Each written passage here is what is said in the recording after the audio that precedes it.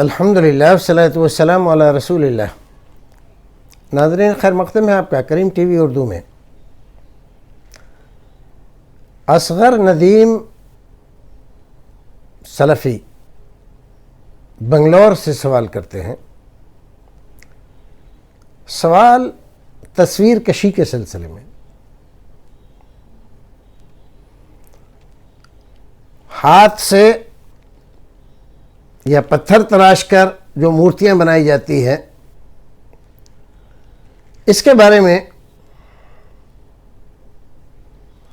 علماء کرام کے درمیان تقریباً اتفاق ہے کہ یہ حرام ہے، جائز نہیں ہے۔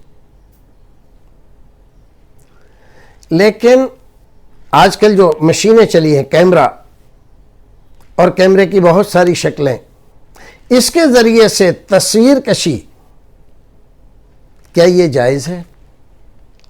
تو ایک بات جان لیں کہ ابھی تک اتفاق تو نہیں ہوا ہے، لیکن اکثریت اس بات کی قائل ہے کہ یہ جائز ہے، کیونکہ یہ تصویر نہیں ہے، حبس الظل ہے۔ اس مسئلے پر بڑے بڑے اختلافات علماء کے درمیان رہے ہیں اور ابھی تک اتفاق تو نہیں ہوا، لیکن زمانہ جتنی تیزی سے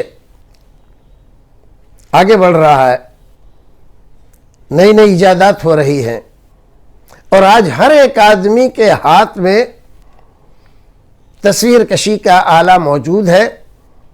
وہ ذرا سی دیر میں سینکڑوں تصویریں کھینچے اور سینکڑوں تصویریں ایک کلک پر مٹا دے، یہ اس کے لیے آسان ہو گیا ہے۔ اس لیے اس کے اندر بہت سارے علماء نے تھوڑا نرمی رکھی ہے۔ تو اگر ضرورت کے تحت آپ تصویر کھینچ رہے ہیں، کسی دینی ضرورت کے تحت یا اپنی دنیاوی ضرورت کے تحت، کہیں فارم بھرنا ہے، کہیں انٹرویو دینا ہے، کہیں سفر کرنا ہے آپ کو، یا پاسپورٹ بنوانا ہے، تو سرکار کی طرف سے پابندی ہے، آپ کو تصویر کھنچوانا ہی پڑے گی۔ ایک تو یہ، اب دینی ایک پروگرام ہم نے کیا کسی جگہ پر اور اس میں ہم نے کافی پیسہ خرچ کیا، پروگرام ہو گیا، گھنٹے 2 گھنٹے 4 گھنٹے کا پروگرام، اچھا ہے، دین کا پیغام ہے اس کے اندر، حدیث و قرآن کی اس میں تعلیم ہے۔ اب ہم چاہتے ہیں کہ یہ جس طرح سے ایک جگہ ہوا، ایک جگہ کے لوگوں نے، 100 نے، 1000 نے، 1 لاکھ نے یہ پروگرام دیکھا، سنا،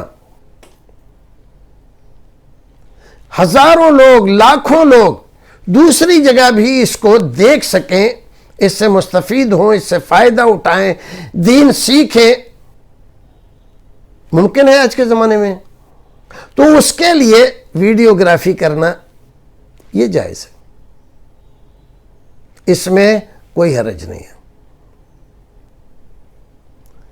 لیکن پھر بھی تقوی کا تقاضا الگ ہے، تو ایک ہے فتویٰ اور ایک ہے تقوی۔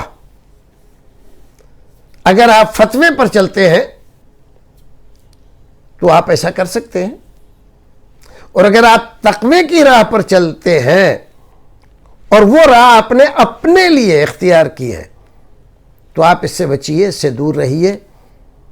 لیکن یہ تقوی کا راستہ اپنے لیے ہے، دنیا والوں کے لیے نہیں۔ اب ایسا نہیں کہ آپ دوسروں پر فتویٰ لگاتے پھریں، دوسروں کو حقارت کی نظر سے دیکھیں، ان کو گنہگار سمجھیں، ان کو فاسق کہیں، یہ اس بات کی اجازت نہیں ہے، آپ کو اس میں احتیاط کریں۔ تو وقت ہمارا کم ہے، امید ہے کہ بات سمجھ میں آئی ہوگی۔